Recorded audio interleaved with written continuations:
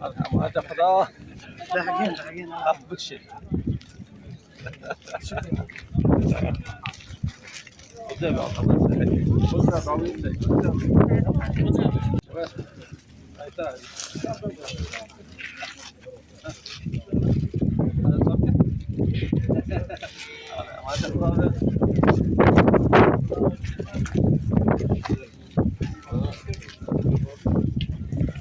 Nokta olarak Irak'ın Erbil kenti ve Musul kenti arasında bulunan mülteci kampına gelmiş bulunmaktayız.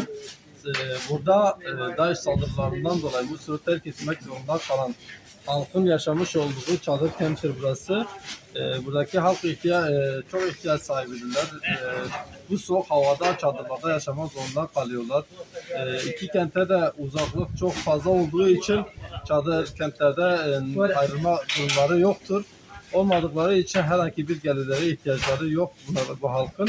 Bu halkın mağduriyetini görüp tespit ettikten sonra onlara ihtiyaç olarak kışlık mont ve pantolon yardımında bulunacağız. Siz değerli hayırseverler, hayırlarını Allah kabul etsin.